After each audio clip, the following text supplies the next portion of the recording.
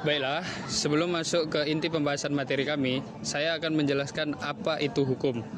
Hukum adalah aturan baku yang dibuat dan ditegakkan oleh otoritas untuk mengatur pelaku masyarakat demi ketertiban dan keadilan. Yang kedua, tatanan merupakan susunan norma dan aturan yang menciptakan keteraturan dalam kehidupan sosial. Yang ketiga, disiplin adalah kemampuan individu atau kelompok untuk mematuhi aturan dan norma yang berlaku. Yang keempat, kontrol sosial adalah mekanisme yang digunakan masyarakat untuk mengawasi dan mengarahkan perilaku anggota agar sesuai dengan norma dan aturan yang berlaku. Yang kelima, keadilan adalah prinsip atau kondisi di mana setiap individu mendapatkan perilaku yang adil sesuai dengan hak dan kewajiban dalam masyarakat. Terima kasih. Oke, baiklah. Saya akan menjabarkan satu contoh kasus nyata. Kontrol sosial di lingkungan kampus diantaranya peran mahasiswa sebagai agen kontrol sosial dalam mencegah dan menangani kekerasan seksual di kampus. Kontrol sosial adalah proses sosial yang berupa aturan, sanksi, dan mekanisme yang mengarahkan perilaku individu agar sesuai dengan norma dan tata tertib yang berlaku dalam masyarakat atau lingkungan tertentu. Di lingkungan kampus, kontrol sosial dilakukan untuk menjaga suasana akademik yang aman, tertib, dan kondusif bagi proses belajar mengajar dan interaksi sosial yang sehat.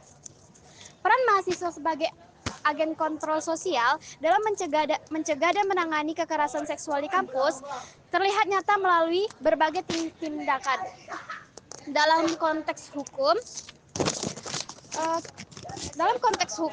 kampus dan mahasiswa bersandar pada regulasi seperti Permendikbudristek Nomor 30 Tahun 2021 yang mengatur pencegahan dan penanganan kekerasan seksual di perguruan tinggi.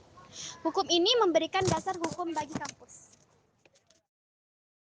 Nah, penerapan hukum, tatanan, dan keadilan pada kasus tersebut berlandaskan pada Peraturan Menteri Pendidikan Budaya Riset dan Teknologi Nomor 30 Tahun 2021 yang dimana kampus menyediakan pendampingan psikologis dan bantuan hukum bagi korban, lalu penegakan sanksi terhadap pelaku sesuai ketentuan administrasi dan disiplin kampus, dan penanganan hukum dilakukan secara adil untuk melindungi korban dan memberi efek jerak pada pelaku serta kolaborasi mahasiswa dan institusi kampus menjaga tatanan yang kondusif dan berkeadilan.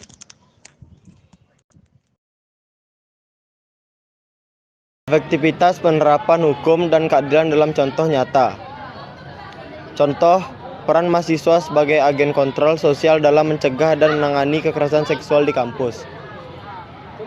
Efektivitas penerapan hukum dan keadilan dalam kasus kekerasan seksual di kampus dapat dianggap cukup kuat secara normatif, karena adanya regulasi yang berpihak pada korban, tetapi moderat hingga rendah secara implementatif. Peningkatan efektivitas sangat bergantung pada komitmen konkret pimpinan perguruan tinggi untuk mendukung penuh Satgas PPKS, mengalokasikan sumber daya yang memadai, dan secara proaktif mengubah budaya kampus dari budaya diam menjadi budaya yang mendukung penuh penyintas. Penerapan keadilan sejati dalam konteks kampus harus menjamin bahwa korban pulih, pelaku dihukum, dan lingkungan belajar menjadi aman. Keberhasilan hukum memerlukan dukungan dari institusi kampus yang tegas dalam penerapan sanksi terhadap pelaku, serta menyediakan pendampingan psikologis dan bantuan hukum bagi korban sesuai regulasi terkini. Halo teman-teman, kali ini kami akan mewawancarai salah satu masyarakat kampus mengenai kasus kekerasan seksual yang sedang kami angkat. Yuk ikutin. Halo kakak. Kali ini kami ada tugas mengenai kasus kekerasan seksual. Izin untuk mewawancari kakak mengenai bagaimana sih menurut kakak peran utama kita sebagai mahasiswa dalam mencegah kasus kekerasan di kampus, terutama di lingkungan FISIP kita ini? Menurut aku, mahasiswa itu berperan sebagai agen kontrol dengan meningkatkan kesadaran.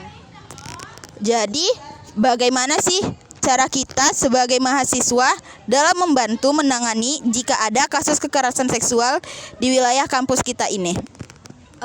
Kita bisa memberikan dukungan kepada korban dan menemaninya. Selanjutnya untuk pertanyaan terakhir, apa tantangan terbesar kita sebagai mahasiswa dalam menangani kasus kekerasan seksual yang ada pada lingkungan kampus kita ini? Mungkin tantangan terbesar itu karena kurangnya pengetahuan, terus juga ketakutan kita terhadap masalah tersebut gitu. Oke, baik, terima kasih Kakak. Dari wawancara yang telah kita lakukan tadi, dapat kita ambil kesimpulan yaitu mahasiswa mempunyai peranan penting dalam mencegah kasus kekerasan seksual yang dapat terjadi di wilayah kampus kita ini. Selanjutnya, mahasiswa berperan sebagai pendobrak stigma negatif melalui pembangunan ekosistem kampus yang suportif dan responsif. Juga, mahasiswa mendapat dukungan melalui mekanisme pengawasan responsif, transparan, serta tanpa intimidasi. Keterlibatan mahasiswa yang terorganisasi dan teredukasi ini menjadi kunci agar upaya pencegahan dan penanganan dapat berjalan efektif.